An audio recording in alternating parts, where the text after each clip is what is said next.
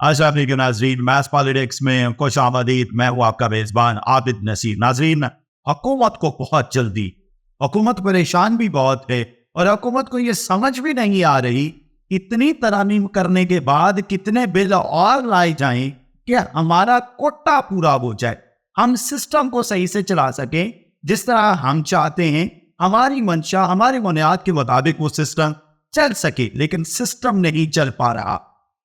आप हैरान होंगे सुन के कि एक आम आदमी जो लोअर कोर्ट से अपना केस जीत चुका होता है, उसको किसी भी हाई कोर्ट में अपनी जमीन का टुकड़ा लेने के लिए पता नहीं कितने कितने साल सिर्फ हियरिंग सेटल करवाने के लिए रिश्वतें देनी पड़ती हैं और पता नहीं कितनी कितनी देर वो बेचारा अदालतों के चक्कर लगाता रहता है और बताता रहता है कि लोअर कोर्ट्स मेरे हक में फैसला कर चुकी हैं, बराए मेहरबानी ये हाई कोर्ट मतलब अलर्ट करते हैं कोई भी Multan bench Lahore high court का ये मेरे हक में फैसला कर दे कि बाकी हर जगह से केस मैं जीत चुका हूं, मेरी जमीन का टुकड़ा मुझे दे दिया जाए, लेकिन नहीं मिलता।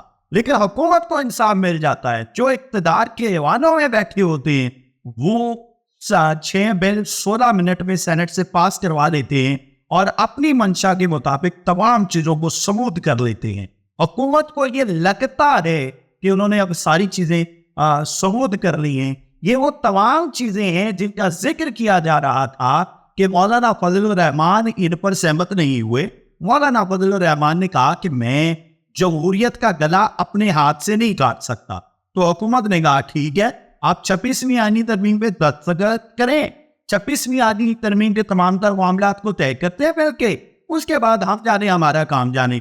अब ये जो आईनी तरमीम और बिल में एक फर्क है, ये भी बड़ा इंपॉर्टेंट है। मतलब बेसिकली ना नस्लों के लिए हम लड़ाई छोड़ के जा रहे हैं, आने वाली हुकूमतों के लिए लड़ाई छोड़ के जा रहे हैं। ये जो बिल पास करवाए गए हैं ना, अब अगली हुकूमत कभी आएगी, लेट्स वो 2-2.5 साल बाद खुदा न खास्ता हुकूमत की इस्टेब्लिशमेंट से लड़ाई होगी, इस बिल को अगली हुकूमत आके नल एंड वाइड करार दे देगी। फिर क्या होगा? फिर वही नुला कुश्ती। एक अगली जो नई हुकूमत आई हुई होगी वो कहेगी भाई हमने ये करना है, और एक खास इदारा कहेगा भाई हमने तो ये करना है, हमने तो ये पहले से करवाया हुआ था। तुम लोग कौन होते हो अमेंडमेंट करने वाले, नए नए बिल पेश करने वाले? फिर एक नई लड़ाई जन्म लेगी और वो क्लेम जो ये हुकूमत कर रही है कि हम पाकिस्तान में इस्तेहकाम लाना चाहते हैं, हम पाकिस्तान को सही डगर पे चलाना चाहते हैं, ये तमाम तक जो क्लेम्स है वो धड़न पत्ता होके रह चुके हैं। अब मैं आपको 3 चीजें बताऊंगा जिसकी वजह से ये 6 बिल पेश करने पड़े हैं हुकूमत को। नंबर 1 तो जब chief justice of Pakistan justice Yahya Afridi को मनसब पे बैठाया गया और हुकूमत ये एक्सपेक्ट कर रही थी, तवक्को कर रही थी कि याहिया अफरीदी साहब आएंगे और तमाम तर मामला हमारे हक में होंगे, लेकिन वो न्यूट्रल नजर आए। उन्होंने अपना हुकूमत को सपोर्ट करने की बजाय अदलिया को सपोर्ट किया। अदलिया को जब सपोर्ट देखी हुकूमत की तो ऐवानों में एक तहलका मचा कि यार ये क्या चक्कर है, ये तो मामला तो उस तरफ नहीं जा रहे जो हमने सोचा था। फिर दूसरी चीज जिस चीज ने हुकूमत की नींदें उड़ाई और उन्हें ये 6 बिल पेश करने पड़े वो ये थी कि हुकूमत का क्या था कि जस्टिस मंसूर अली शाह और जस्टिस मुनीब अख्तर इस्तीफा दे देंगे, लेकिन इज्जत माब चीफ जस्टिस ऑफ पाकिस्तान ने जस्टिस मंसूर अली शाह को अपने साथ बिठा दिया, मुनीब अख्तर साहब को सेटल किया और अदालत के तमाम कत्ता धरता चीफ जस्टिस को कहा कि आगे आप लोग हमारे साथ मिलकर काम कीजिए, हम अदलिया को स्ट्रॉन्ग बनाते हैं, हम मिलकर काम करते हैं। जो तीसरी चीज है, हुकूमत को लगता था कि पीटीआई जुडिशल कमीशन का हिस्सा नहीं बनेगी, लेकिन फैसला तहरीक इंसाफ जुडिशल कमीशन का हिस्सा बन गई और अब हुकूमत को लगा कि किसी भी वक्त हमारा तो धड़न तख्ता हो सकता है और हम अपने घर जाएंगे अगर हमने ये तमाम चीजें मेंटेन ना रखी। फिर हुकूमत को लगा कि अब हमें करना ये है कि पलड़ा बिल्कुल बराबर करना है। पलड़ा बराबर कैसे करना है कि इस्लामाबाद हाई कोर्ट में भी अपने जजेस होने चाहिए, सुप्रीम कोर्ट में भी अपने जजेस होने चाहिए। वो 17 से बढ़ा के 34 कर दिए गए और वो 9 से बढ़ा के 12 कर दिए गए। अब हुकूमत को लगता है कि वो सेफ हैंड्स में है। अभी भी एक बहुत बड़ी लड़ाई और जंग, एक बहुत बड़ा मसला दरपेश है नंबर 1 ये होगा कि आईनी बेंच का चीफ जस्टिस कौन होगा, हुकूमत को नहीं पता, मैकेनिज्म क्या होगा किसी को नहीं पता, इसमें नुकसान किसका होगा। वो आम आदमी जो बेचारा कह रहे हैं यार सर्दियों में भी मेरा 18,000 20,000 बिल, यार मैं तो मर गया, मैं तो सर्दियों में बिल दिया करता था 3,000 2,000 1,800 1,500, अब ये मेरे साथ क्या होने वाला है। वो आम आदमी सफर करेगा जब हुकूमत इस लड़ाई में पड़ी रहेगी कि आईनी बेंच के चीफ जस्टिस कौन होंगे। फिर दूसरा हुकूमत का एक दचका है, लेट करते हैं कि अगर हम उसी तरह से 26वीं आईनी तरमीम के तहत तमाम तर चीजों को प्रेस करते रहते, अपनी मंशा के मुताबिक प्रेस करते रहते, तो होता ये खुदा न खास्ता सुप्रीम कोर्ट ऑफ पाकिस्तान के तमाम जजेस और इस्लामाबाद हाई कोर्ट के या हाई कोर्ट्स के तमाम जजेस मुस्ताफी हो जाएं। जब 150-200 जजेस मुस्ताफी होंगे तो फिर हुकूमत के लिए इस बुरान से निमटना नामुमकिनात में से होगा। हुकूमत को यह भी धचका था, इस वजह से हुकूमत को लगा ये 16 मिनट में 6 बिल पेश करके उन्होंने अपने आप को महफूज कर लिया है। लेकिन वो जनाब महमूद गजनी साहब ने क्या खूबसूरत कहा था, मेरी दानिश में ऐसे सफर से बहुत बेहतर है जिस सफर से परिंदे अपने पर लेकर नहीं आए। और खबर फैली है बाहर जब से बारूदी खिलौनों की, मेरे बच्चे कोई चीज घर लेकर नहीं आए। हमने अपनी नस्लों का मुस्तकबिल तारीफ कर दिया है। इस्तेहकाम के नाम पे हमने तबाही फेर दी है। इस्तेहकाम के नाम पे हमने वो अपने लिए गड़े खो दिए हैं जो कभी पूर्ण होने वाले नहीं हैं। इस्तेहकाम पे नाम पे हमने वो खिलवाड़ कर दिए हैं इस जमहूरियत के साथ कि जिस तरह मौलाना फजलुर रहमान कहते हैं ये सिविल मार्शल लॉ है। मौलाना फजलुर रहमान ने एग्जैक्टली क्या कहा कि हुकूमत की नई कानून साजी 26वीं आईनी तरमीम की तौहीन है।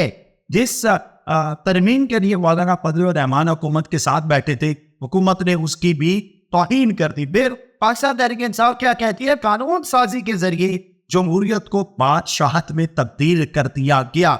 यहाँ बादशाहत नहीं चलने वाली, यहाँ एट एनी कॉस्ट हमें ये सोचना है कि हमारे मुल्क के लोगों का फायदा किस चीज में है। हमारे मुल्क का फायदा इस चीज में है कि हम इस्तेहकाम लेके आए। ये इस्तेहकाम नहीं है कि हम बहुत सारे लेफ्टिनेंट जनरल्स का, यानी फौज में जो एक लेफ्टिनेंट जनरल बनता है ना, वो बहुत तगड़े कंपटीशन के बाद बनता है। बहुत सारे लेफ्टिनेंट जनरल्स के हमने रास्ते रोक लिए, हमने बहुत सारे लोगों को रेस से आउट कर दिया। सिर्फ चूंकि हमारे army chief general Asif Munir साहब के 13 महीने बाकी थे और अब वो 2027 में रिटायर्ड होंगे। अब सूरत हाल ये है कि अगर तो पाकिस्तान तहरीक इंसाफ कबूल करे, अगर तो सबको समझ आए हाँ ठीक है एक्सटेंशन देके हम किसी भी तरीके से मुल्क को इस्तेहकाम की डगर पे ला सकते हैं, तो फिर लाइए इमरान खान को बाहर, इमरान खान से भी बात की जाए इमरान, और ये गारंटी दी जाए कि इमरान खान किसी भी सूरत में मजीद जेल में नहीं रहेंगे। पाकिस्तान तहरीक इंसाफ के ऊपर जो मुकदमात हैं, सियासी मुकदमात हैं, उनको नल एंड वाइट करार दिया जाए, उनको खत्म किया जाए और उनको भी उसी तरह सियासत करने दी जाए जिस तरह आप लोग सियासत कर रहे हैं। वो भी मैदान अमल में उसी तरह मौजूद हों जिस तरह आप लोग मौजूद हैं। लेकिन ऐसा है नहीं, ऐसा हो नहीं सकता। क्यों? हमने सोच लिया, हुकूमत ने सोच लिया है कि एक जमात को दीवार के साथ लगाना है और प्ली ये दी जा रही है कि उन्होंने मुल्क को गैर मुस्तहकम किया है। लेकिन हैरान कुन बात यह है कि जब हमें 150 रुपये पेट्रोल मिलता था तो हुकूमत और सिस्टम गैर मुस्तहकम था। अब हमें 250 रुपये मिल रहा था, तो ये इस्तेहकाम है। हम किसके हाथ पे अपना लहू तलाश करें? तमाम शहर में पहने हुए हैं दस्ताने। और फिर हैरान कुन बात यह कि जब हमारा 180 का डॉलर था तब इस्तेहकाम नहीं था, अब 280 का डॉलर है तो अब इस्तेहकाम है। हैरान कुन बात यह है कि जब बहुत बड़ी तादाद में रेमिटेंसेस पाकिस्तान आ रहे थे तब इस्तेहकाम नहीं था, अब इस्तेहकाम है जब हमारे पास डॉलर ही नहीं है, डॉलर का फुकदान है और दुनिया के साथ हम उस तरह कारोबार नहीं कर पा रहे।